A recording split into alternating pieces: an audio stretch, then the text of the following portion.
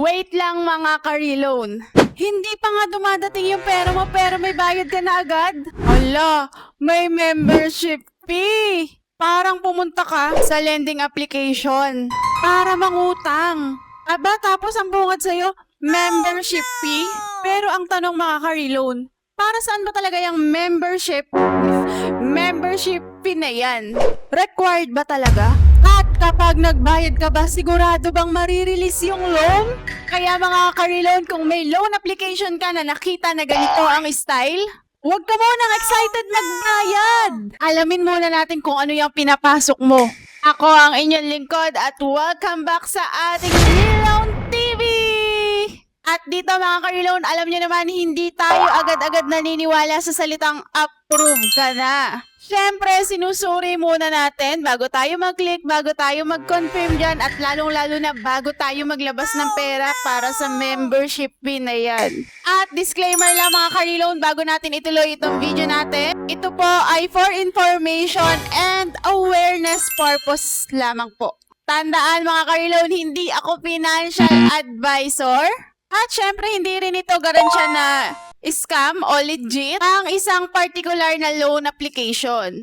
Kaya mga ka-reloan, mag-research muna, manood ng mga reviews, magbasa ng mga rates bago magbayad at bago mangutang. At ano pang hinihintay natin mga ka-reloan, simulan na nga natin yan para makita natin kung ito bang loan application ay mapagkakatiwalaan ba o dapat nating iwasan. And ito nga po ay hindi pang-uubliga sa inyo na mag-loan kayo dito, pawang mga reviews, honest and real talks lamang po tayo dito. At syempre sinasabi ko naman kung recommended sa akin or hindi. Nagsasabi ko ng sarili kong opinion at nasa sa inyo pa rin naman po ang 100% na pagpapasya kung gusto nyo bang mag-loan dito o hindi. Mga ka-reloan, ayan nga yung nakita natin na ads sa social media.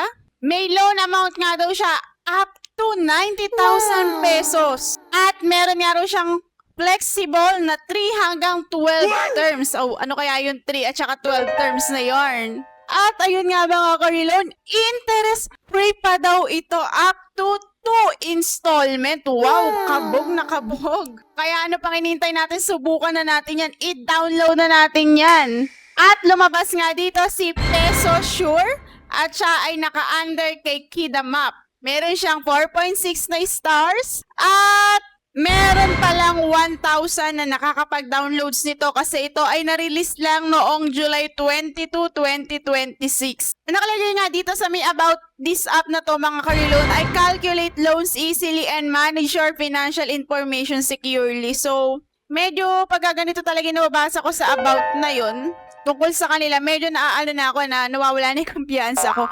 Alam niyo kasi, bakit sila nagtatago, diba? Bakit sasabihin nila na nagka-calculate ng finances natin, ng mga loans natin, tapos nag-o-offer pala, ganyan, diba? Ayan, pagkatingin ko nga dito sa mga ratings sa kanya, mga ka-reloan, umuulan ng 5 stars. Sobrang dami at bihirang-bihira lang talaga yung nakita ko dito na nag 1 star. So mamaya na natin yan katikutin. Ang pagka-download natin, eto na, secure access to your financial account daw. Hihinga na nga tayo ng mobile number, enter lang natin yan at nagkukusang ma-type dito yung OTP na sinend niya sa atin. So hindi pa man natin nare-receive sa ating message, naka-type na siya dito. Syempre, ayan, get started na natin yan. Ito yung kanyang pinaka-homepage. Ayan, Peso Sure. Clear terms, secure review, and simple loan application daw siya. So, loan applications talaga siya. Hindi siya nagka-calculate ganyan. At eto, sobrang bongga. Maximum available limit up to 300,000 pesos. Sobrang laki, di ba? Parang pamilyar. Naalala nyo, yung review natin na hanggang 300,000 pesos din.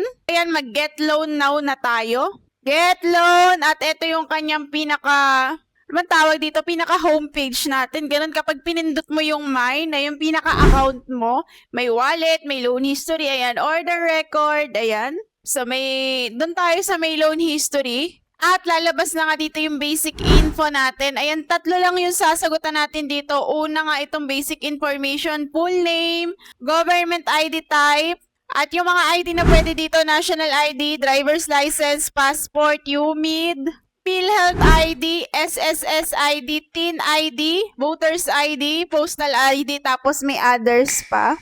Pagkatapos na i-type daw yung ating ID number, then education, then email, then submit mo na. Pagkatapos na nandito ka na sa emergency contact, talagang magugustuhan mo to kasi isa lang yung hinihingi niya. Tapos, ikaw pa ang magta-type ng pangalan niya at ng phone number niya. And ayan, sige, submit mo na rin yan.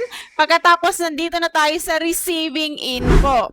Nakalagay agad dito GCash. Tapos yung number ko nakalagay na rin agad. Pero kung wala kayong GCash, pwede kayo dyan sa Maya at saka sa bank transfer. So, syempre, GCash lang tayo. Then, submit na natin yan. At eto, sabi niya dyan, review in progress na daw tayo. Processing your application within 30 seconds lang daw. At after ng 30 seconds, ayan, approve! Your loan has been approved. Medyo kinabahan pa ako kasi hindi ko naman alam kung magkano yung na-approve sa atin dito. Kasi nakalagay agad dyan ay withdraw now. Siyempre, para mapasok talaga natin yung kalakaran ng loan application na to, i-withdraw now natin yan. Pagka-withdraw now natin, lalabas itong choose loan at nakatapat agad siya sa 50,000 pesos. At meron siyang 6 months, 12 months, 18 months, meron siyang 24 months, meron din siyang 36 months to pay. At yung annual interest rate daw niya ay 5% lang. So, halimbawa, itong 5,000 natin at kukunin mo siya ng 12 months or na 1 year, ang magiging total interest lang daw nito ay 2,500. So, talaga namang mahuhook ka dito. At yung monthly repayment mo nga lang daw ay 4,375.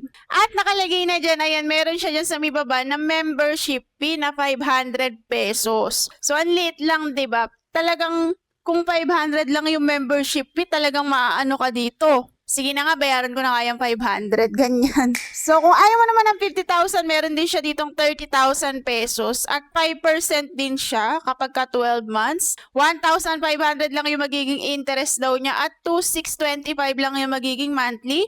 At mas mababa yung kanyang membership fee na 300 pesos. So, kung ikaw uutang ka ng 30,000 pesos, tas feeling mo ang babayaran mo lang ay 300 para makautang, parang feeling mo, igugo mo to, di ba? Naku, tapusin mo muna tong video natin na to, mga ka-reloan. Kasi kahit 300 pesos yan, nakakahinayang yan.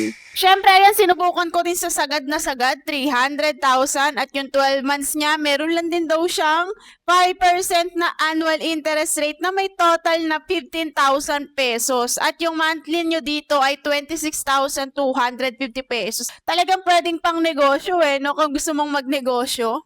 At ang membership nito mas malaki 3,000 pesos. At ayan, sinubukan ko din siya sa mga 36 months, meron din. Mas bumaba yung monthly repayment pero mas tumaas yung kanyang total interest. Naging 45,000. Yung kanilang 15,000 naging 45,000 kasi nga sobrang laki naman ng amount na to. So, ganun lang naman yung palagi, Mentrans. Mas matagal binabayaran, mas lumalaki yung interest. Mas mabilis, syempre, mas maliit yung interest. Ayan yung kanya mga ipinakita, hindi ko na iisa-isahin yan.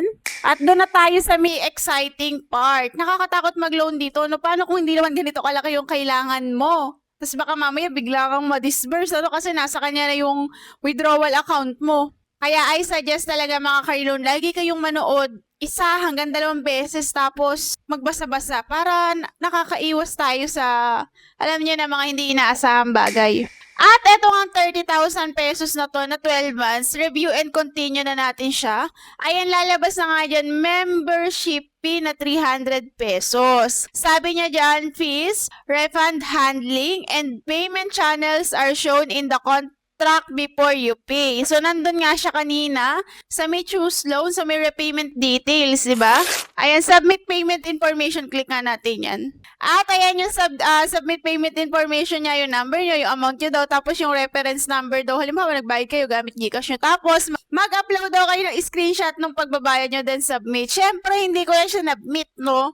Kasi ako, mga ka-reloan, ang paniniwala ko talaga, kapag mangungutang ka, dapat wala kang babayaran. Kasi kaya ka nga mangungutang dahil nangangailangan ka, lalong-lalo na sa mga loan application. Wala talagang loan application ang nanghihingi ng membership fee. At ayun mga ka-reloan, hindi ko nga yan tinuloy kasi nung nakita ko na may membership fee, red flag na agad sa akin yan. Tapos kapag ka nga 50,000, ayan, 500 pesos yung ibabayad mo. Sabi niya pa dyan, complete your payment before the countdown ends. Aba, inaapura ka pa.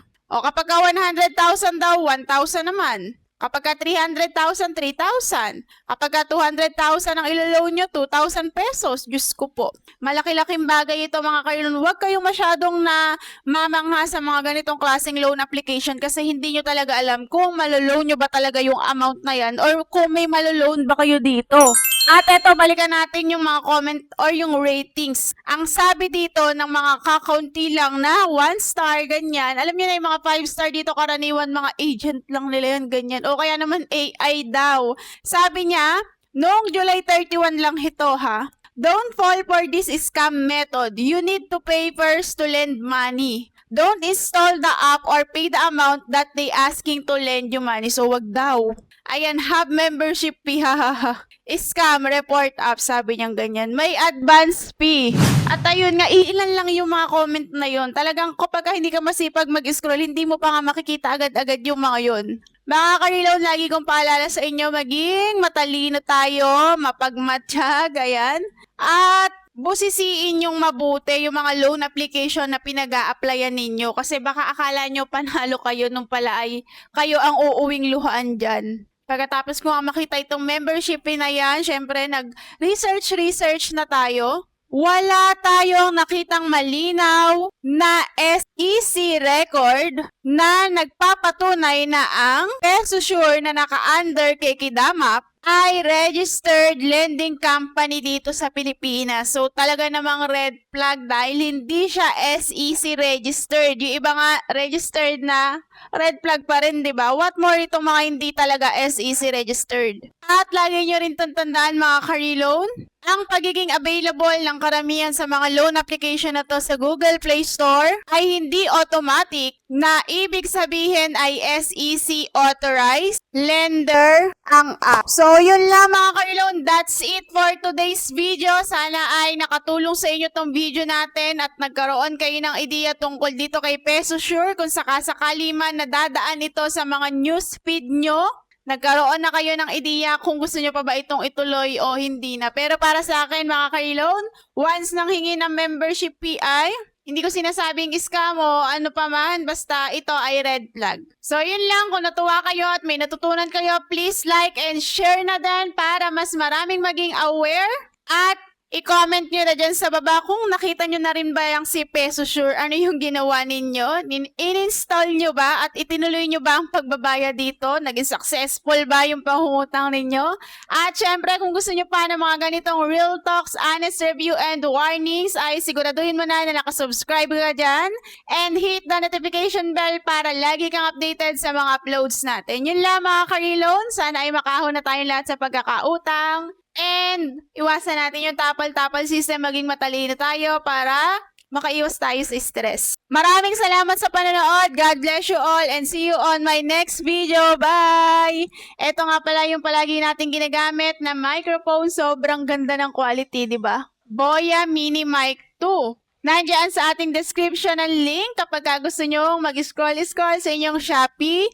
Gamitin nyo na lang din yung link ko. Diyan na kayo magsimula. Bye!